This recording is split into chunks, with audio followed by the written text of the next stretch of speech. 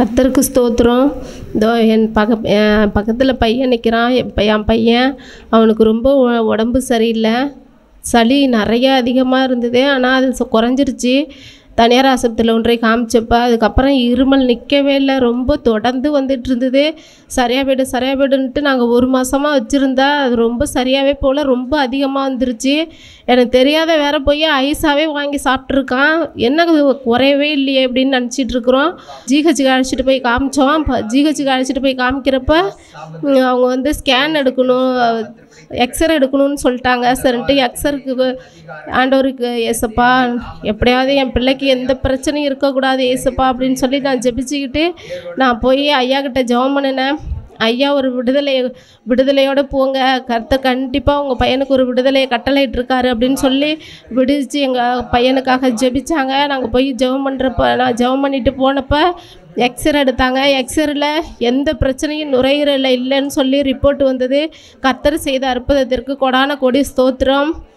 எனக்கு தொண்டையில் வந்து ரொம்ப 8 வருஷமாக வலி இருந்துக்கிட்டே இருந்தது. சுருக்குன்னு வலிச்சிக்கிட்டே இருக்கும். அழுவ முடியாது, பேச முடியாது, அதிகமாக ஜெபிக்க முடியாது, அதிகமாக நான் பாட்டு பாடி ஏசப்பாக்கிட்ட ஜெபம் பண்ண முடியாது. நான் ஸ்தோத்திரம் சொல்ல ஆரம்பித்தாலே என் தொண்டை வலிக்க ஆரம்பிச்சிரும். நான் இதே மாதிரி இருக்கிறப்ப எனக்கு ஏதோ வந்துருச்சு போல இருக்குது, ஏதோ பெரிய வியாதின்னு நினச்சி நான் பயந்துக்கிட்டு எந்த ஆஸ்பத்திரிக்குமே போகல. ஏசப்பா உன் மேலே பாரத்தை போட்டு நான் இருக்கிறேன், எப்படியாவது எனக்கு விடுதலை தாங்கன்னு சொல்லி ஒவ்வொரு நாளும் ஜெபிச்சுக்கிட்டு இருப்பேன்.